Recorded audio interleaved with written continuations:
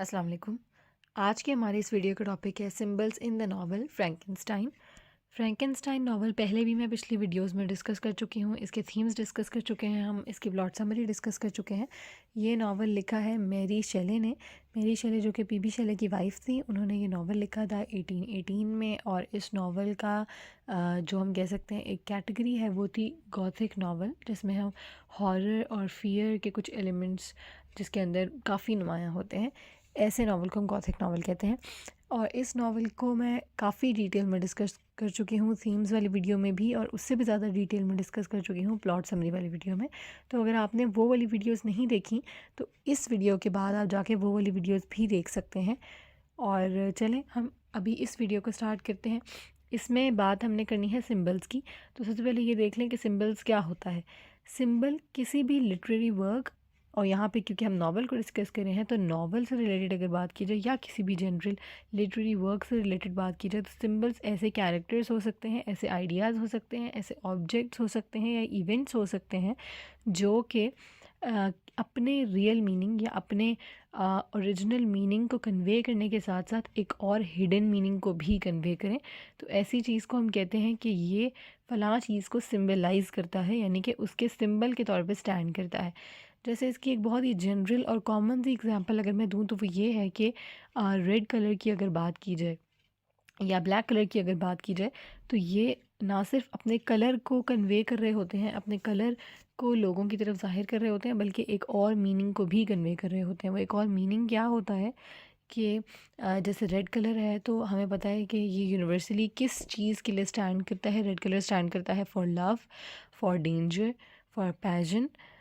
तो ये सारी चीज़ें जो हैं ये रेड कलर सिंबलाइज़ कर रहा है। इसके अलावा ब्लैक कलर किस चीज़ के लिए स्टैंड करता है? For evil, for darkness. ठीक है, फिर उसके अलावा डार्कनेस से रिलेटेड काफ़ी चीज़ें हो सकती हैं, जैसे होपलेसनेस।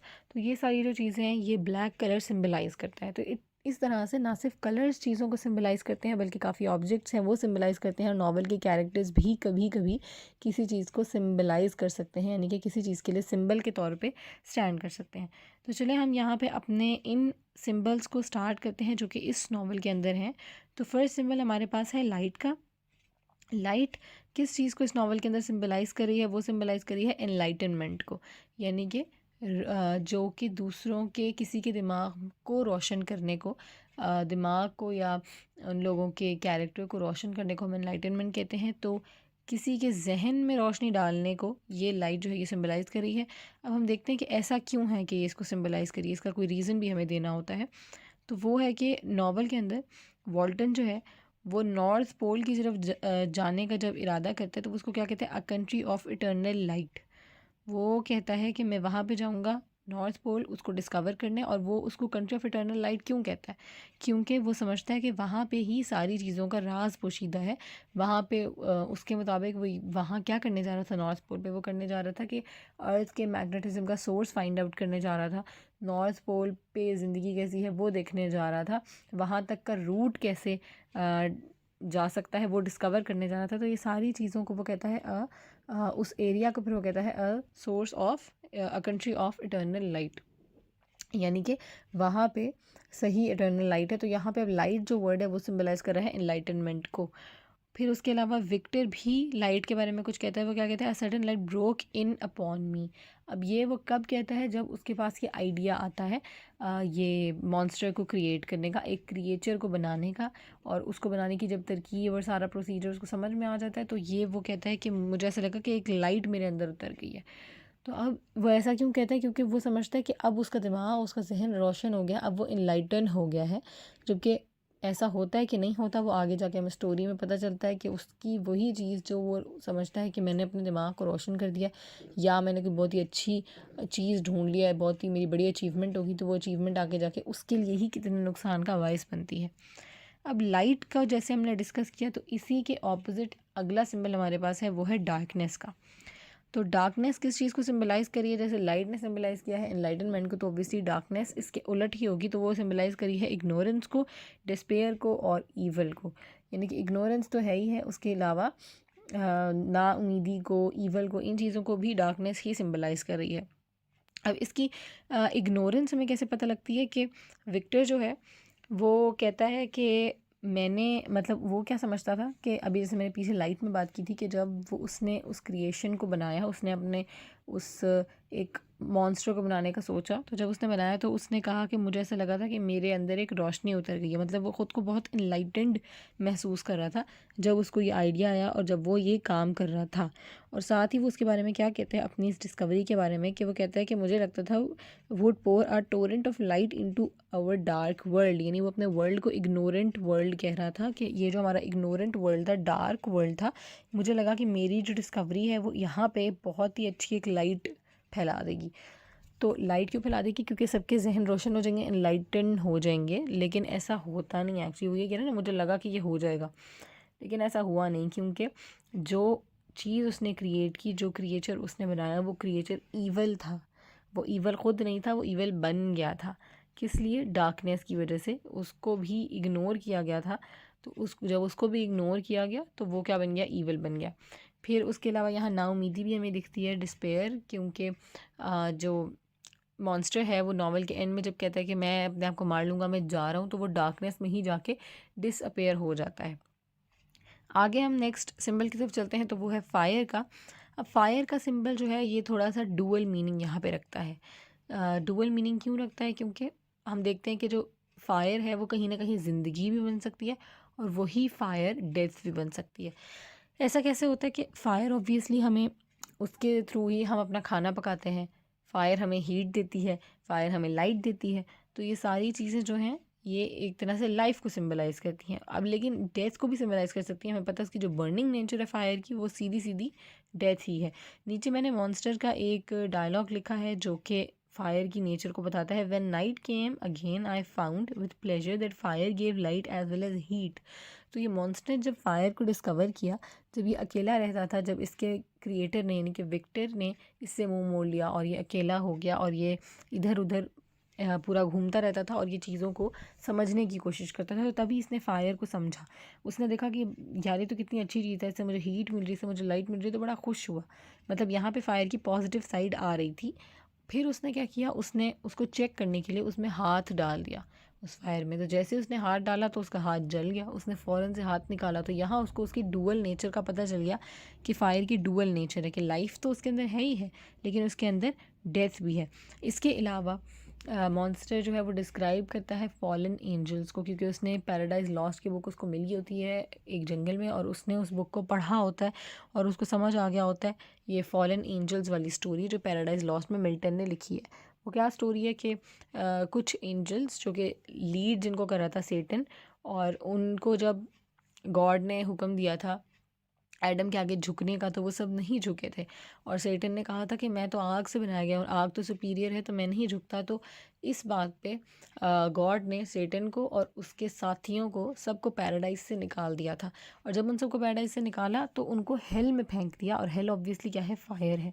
तो उस वहाँ पे जाके वो लोग पिघ गए थे। तो फायर इस तरह से पनिशमेंट के तौर पे एक्ट करती है, क्योंकि ऑब्वियसली जो उसकी डेथ वाली क्वालिटी है, बर्निंग जो उसकी नेचर है, वो यहाँ पे काम आती है, क्योंकि वो पनिशमेंट के लिए काम आती है।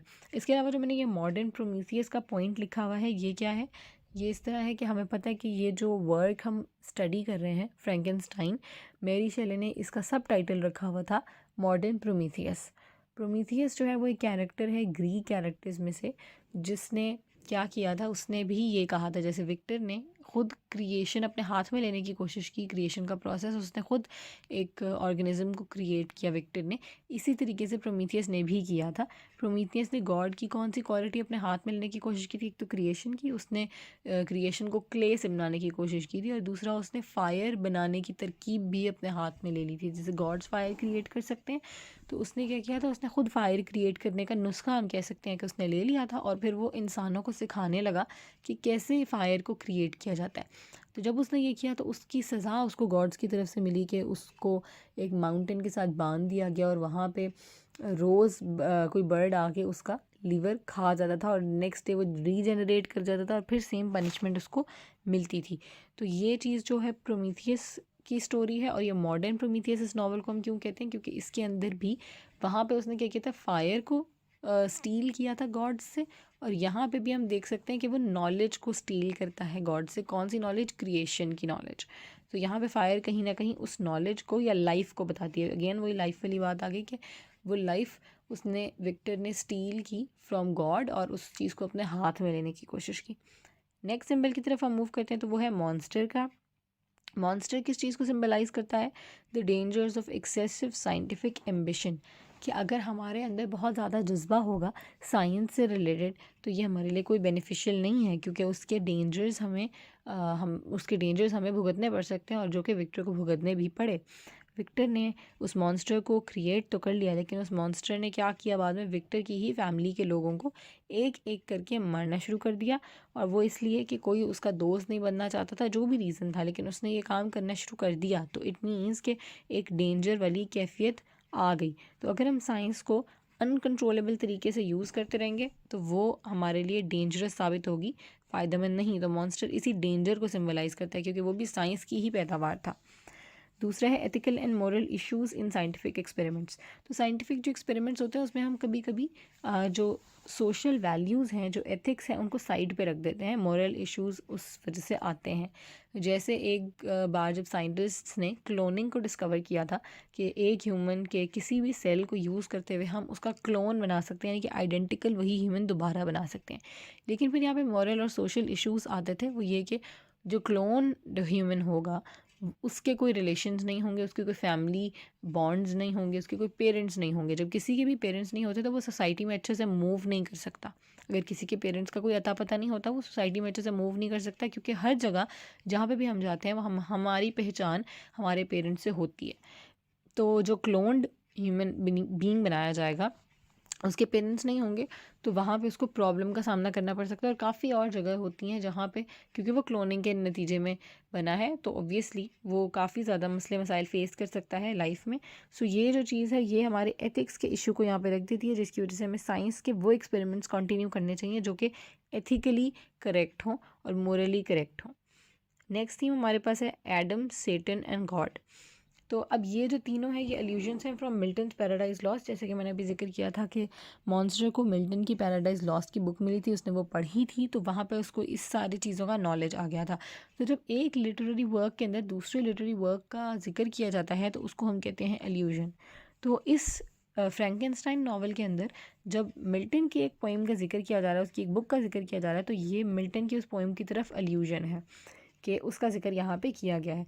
तो अब एल्यूजन तो आ गया। अब इसमें तीन कैरेक्टर्स मेन हैं पैराडाइज लॉस्ट में, एक एडम का कैरेक्टर, एक सेटन का कैरेक्टर और एक गॉड का कैरेक्टर। तो यहाँ पे हम देखते हैं कि इन कैरेक्टर्स से हमारे कौन से कैरेक्टर्स इस नावल के रिलेट कर रहे हैं। तो जो मॉन्स्टर का कैरेक्टर है वो दो कैरेक्टर से रिलेट करता है, वो कहीं एडम से रिलेट करता है और कहीं सेटन से रिलेट करता है। एडम से क्या रिलेट करता है? मॉन्स्टर खुद कहता है एक जगह पे नावल के अंदर कि मैं तुम्हारा एडम बनना चाहता था, I want to be the Adam. ये वो किसको कहता है? विक्टर को। क्योंकि एडम कौन थे? गॉड की क्रिएशन। गॉड ने सबसे पहले क्रिएट किया था एडम को, और विदाउट पेरेंट्स क्रिएट किया था। तो यहाँ पे भी मॉन्स्टर के साथ ये होता है कि मॉन्स्टर के कोई पेरेंट्स नहीं होते, विदाउट पेरेंट्स मॉन्स्टर को क्रिएट किया जाता है और विक्टर क्रिएट करता है। तो अब ये चाहता है मॉन्स्टर कि वो एडम बने, क्योंकि उसने ख़ुद को एडम से रिलेट किया, इस तरीके से पैदाइश के तरीके से एडम से रिलेट किया। लेकिन विक्टर उसको बनाते ही भाग जाता है और फिर मॉन्स्टर को समझ नहीं आती मैंने क्या करना है, वो उठ के चला जाता है। तो मॉन्स्टर यहाँ पे अकेला पड़ गया। तो अब जब वो अकेला पड़ गया और वो कास्ट आउट खुद को फील करता है, क्योंकि उसका अपना क्रिएटर उसको छोड़ के चला गया, तो वो एलिएनेटेड फील करता है, कास्ट आउट फील करता है सोसाइटी से। तो यहाँ पे अब वो सेटन से रिलेट कर सकता है, क्योंकि सेटन को भी निकाल दिया जाता है पैराडाइज से और सेटन को अकेले रहना होता है। मतलब उसके फॉलन एंजल्स जो उसके साथ निकाले गए होते हैं वो साथ में होते हैं, लेकिन सेटन अपने क्रिएटर से दूर हो गया होता है। तो अब यहाँ पे सेटन के साथ वो ख़ुद को भी रिलेट कर सकता है मॉन्स्टर, कि मैं भी अपने क्रिएटर से दूर हो गया हूँ, मुझे भी निकाल दिया गया है, मैं भी कास्ट आउट हूँ सोसाइटी से। तो यहाँ से वो सेटन से भी रिलेट कर सकता है। फिर सेटन के अंदर भी रिवेंज की कैफियत आ जाती है जब वो बाहर निकाला जाता है। अब यही रिवेंज की कैफियत उसके अंदर भी आ गई है मॉन्स्टर के अंदर। जब मॉन्स्टर को भी निकाला गया उसके अंदर भी वही रिवेंज की कैफियत आ गई है कि अब मुझे निकाला है, अब मेरे पास कोई दोस्त नहीं है, कोई नहीं है, अब मैं सबसे बदला लूँगा। तो यही चीज़ उसके अंदर आ जाती है। अब विक्टर की अगर बात की जाए तो विक्टर जो है वो ख़ुद को रिलेट कर सकता है गॉड के साथ। ऑब्वियसली तो बहुत ज़्यादा प्रोमिनेंट रिलेशनशिप है, क्योंकि विक्टर ने गॉड की जो पावर है क्रिएशन की वो अपने हाथ में बड़े आराम से ले ली। जो कि उसको नहीं लेनी चाहिए थी, क्योंकि उसका नुकसान वो आगे जाके देखता है। लेकिन वो गॉड की तरह किरदार अदा करने की कोशिश करता है, क्योंकि वो कहता है नावल में एक जगह कि मैं चाहता हूँ कि जो चीज़ मैं क्रिएट करूँ वो मुझे खुशी देगी, और जो चीज़ मैं क्रिएट करूँ वो मेरी मकरूज़ होगी अपनी क्रिएशन की वजह से, कि मैंने उसको बनाया है तो मैं उसका क्रिएटर हूँ। मतलब ये जो मैं वाली चीज़ उसके अंदर आती है और जो खुद को क्रिएटर कहलाने वाली चीज़ आती है, ये चीज़ उसको गॉड के साथ बहुत ज़्यादा रिलेट करती है। नेक्स्ट थीम हमारे पास है आर्कटिक का। आर्कटिक कौन सा रीजन होता है जहाँ पे फुल हम कह सकते हैं कि आइस होती है, स्नो होती है, और आइस जो होती है वो इतनी ज़्यादा होती है कि ग्लेशियर्स, फुल जो लेक्स हैं, सब कुछ है वो जम गया होता है। तो आर्कटिक रीजन इस नावल के अंदर दिखाया जाता है कहाँ कहाँ, काफ़ी जगह पे।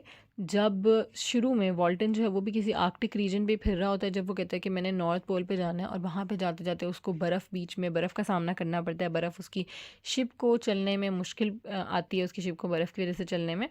तो ये जो आर्कटिक रीजन है ये सिम्बलाइज़ करता है आइसोलेशन को और हार्शनेस ऑफ द वर्ल्ड को, कि ऑब्वियसली बर्फ़ है, वहाँ पे तंगी है ज़िंदगी गुजारने में। तो ये दिखाता है कि इस दुनिया में ज़िंदगी गुजारने में हमें क्या क्या तंगियों के सामने करने पड़ते हैं। और दूसरी चीज़ आइसोलेशन जो है, कि अकेलापन। ऑब्वियसली अब आर्कटिक रीजन पे इतनी कोई पॉपुलेशन तो नहीं है, तो वहाँ पे अगर कोई जाएगा तो वो अकेलेपन का ही शिकार होगा। तो यही चीज़ वो दिखाते हैं, यही चीज़ वो सिम्बलाइज़ करती है। जैसे कि मॉन्स्टर कहता है, मॉन्स्टर विक्टर को कहता है कि मेरे लिए एक फ़ीमेल मेट क्रिएट कर दो, अगर तुम ये कर दोगे तो हम दोनों मिल के आर्कटिक में जाके रहने लग जाएंगे और तुम ह्यूमन बींग्स को कभी भी तंग नहीं करेंगे। वो ये चीज़ विक्टर को कहता है, लेकिन विक्टर बाद में उसकी बात नहीं मानता, क्योंकि वो समझता है कि वो दोनों मिलके, मतलब अभी तो एक मॉन्स्टर में इतना तंग हूँ, अगर दो मॉन्स्टर्स हो जाएंगे वो कितना तंग करेंगे। फिर उन दो मॉन्स्टर्स से जब इनकी पूरी एक नस्ल शुरू हो जाएगी तो हम ह्यूमन बींग्स के लिए बहुत बड़ा ख़तरा हो जाएगी। तो इसीलिए वो उसकी ये बात नहीं मानता। लेकिन वो वहाँ पे ऑफ़र करता है मॉन्स्टर कि हम लोग आर्कटिक में जाके रहने लग जाएंगे। इसका क्या मतलब है कि हम आइसोलेट होके रहने लग जाएंगे, ह्यूमन बींग से आइसोलेट हो जाएंगे।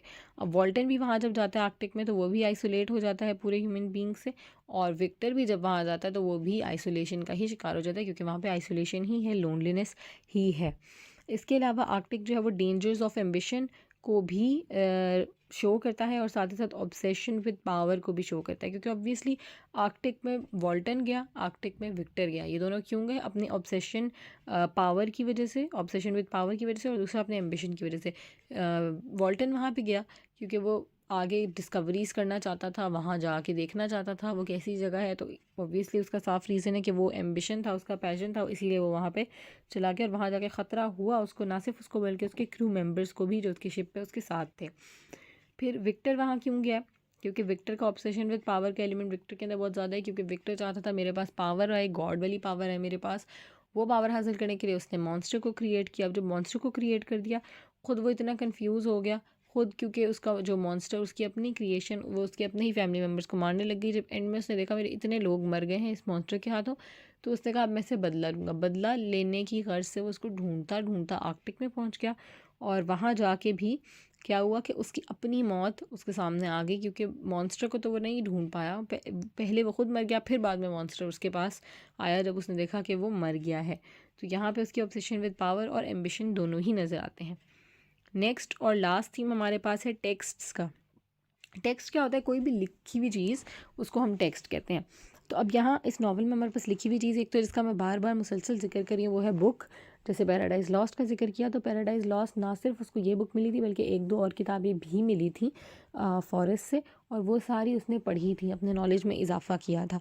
अब ये टेक्स्ट जो हैं ये बेसिकली सिम्बलाइज़ क्या चीज़ करते हैं? ये डीप कनेक्शन को सिम्बलाइज़ करते हैं, कम्युनिकेशन को सिम्बलाइज़ करते हैं। तो ऑब्वियसली जो मॉन्स्टर है उसके पास कोई भी नॉलेज नहीं था, लेकिन जब उसने ये किताबें पढ़ी तो उसको एक नॉलेज मिला, उसको ये डीप कनेक्शन मिला, किससे? नेचर से और ह्यूमन हिस्ट्री से, और सारी चीज़ें जो भी उसने स्टडी की उनसे। इसके अलावा लेटर्स जो हैं वो नावल का बहुत ही एक सिग्निफिकेंट पार्ट हैं, और ये लेटर्स जो हैं यही मेन दिखाते हैं सोर्स ऑफ कम्युनिकेशन लोगों के दरमियान, क्योंकि उस ज़माने में ये हमारे जैसे मोबाइल फ़ोन्स हैं, इंटरनेट सर्विसेज हैं, ये सब तो नहीं था। तो लोग जो है वो लेटर्स पे लिख के बातें किया करते थे एक दूसरे से। तो ये लेटर सोर्स ऑफ कम्युनिकेशन है, और यही लोगों के दरमियान कनेक्शन भी शो करते हैं। अब लेटर्स कौन से, कि हम देखते हैं कि जब नावल स्टार्ट होता है तो वॉल्टन अपनी बहन को 4 लेटर्स लिखता है। फर्स्ट 3 लेटर्स में तो नॉर्मल वो अपने बारे में ही बात बताता है, लास्ट और फोर्थ लेटर के अंदर वो पूरी विक्ट्री की स्टोरी सुनाता है। तो इस लेटर के ही थ्रू हमें पूरी की पूरी स्टोरी सुनने को मिली है। तो इस तरह से लेटर्स की भी एक सिग्निफिकेंस है। और यहाँ पे टेक्स्ट मैंने इसलिए वर्ड यूज़ किया है क्योंकि ना सिर्फ हम यहाँ लेटर्स की बात कर रहे हैं बल्कि हम बुक्स की भी बात कर रहे हैं। सो आई होप आप सबको ये सारे सिंबल्स अच्छे से समझ में आ गए होंगे, और इन सिंबल्स की अच्छी अंडरस्टैंडिंग अगर आपको हो गई है तो आप नॉवल को भी ज़्यादा अच्छे तरीके से समझ सकते हैं। उम्मीद है कि आप लोगों को वीडियो पसंद आई होगी। अगर वीडियो पसंद आई है तो इसको लाइक ज़रूर कर दीजिएगा, और प्लीज़ मेरे चैनल को सब्सक्राइब कर दें ताकि आपके पास मज़ीद इस तरह की वीडियोस पहुंचती रहें। Thanks for watching the video. Until the next video, अल्लाह हाफ़िज़।